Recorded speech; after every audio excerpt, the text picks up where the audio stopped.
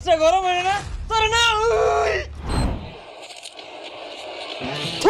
ছাতার মাথা হ্যাঁ এর লেগে তোর লই খেলবারই মন চাই না কাস্টমে হারাই দিলি বেড়া নিজে তো খুব মাল মনে হতাছ বিরাট খেলোয়াড় তুই করোনা ভাইরাসের সময় আইলে না দেখাই দিতাম তুই কত বড় খেলোয়াড় করোনা ভাইরাসের সময় আইলে কি করতি তুই?